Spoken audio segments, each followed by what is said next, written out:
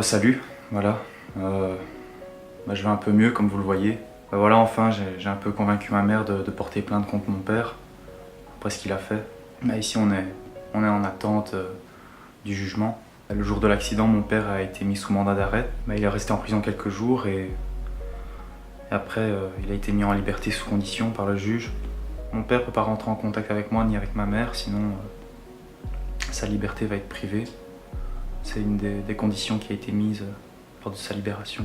L'ambiance à la maison, elle est un peu tendue. Parfois j'ai l'impression que ma mère regrette un peu d'avoir porté plainte contre mon père. C'était quelque chose à faire, il fallait qu'on le fasse.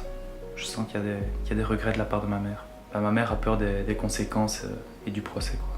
Parfois j'ai peur d'avoir commis une erreur. Mais en même temps, quand je vois tout ce que mon père a fait, à moi, à ma mère, il le méritait. J'angoisse un peu, là j'avoue. Je redoute un peu le moment où on va être au tribunal, que je vais le revoir. Enfin, surtout pour ma mère, je pense que ça va être très dur. Il y a ma tante qui est venue vivre à la maison depuis l'événement, soutenir un peu ma mère. Ma tante avait été un peu choquée d'apprendre pourquoi on était à l'hôpital, ma mère et moi. Surtout que ma tante se doutait de rien, qu'elle savait rien, comme beaucoup finalement. Personne n'imaginait que mon père pouvait être comme ça. C'était une autre personne. Devant les gens, il était parfait, c'était l'homme idéal. Toujours être là avec le sourire devant les gens, bien gérer son entreprise. Toujours travail. Et puis à la maison, dès qu'il y a un truc qui n'allait pas à la convenance de monsieur, monsieur levait la main.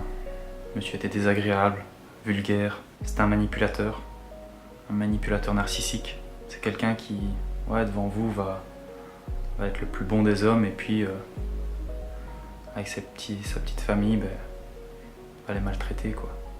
Et mon père, il continuait à faire ce cinéma-là, quoi. Il savait qu'il était supérieur à nous et qu'on ne dirait rien.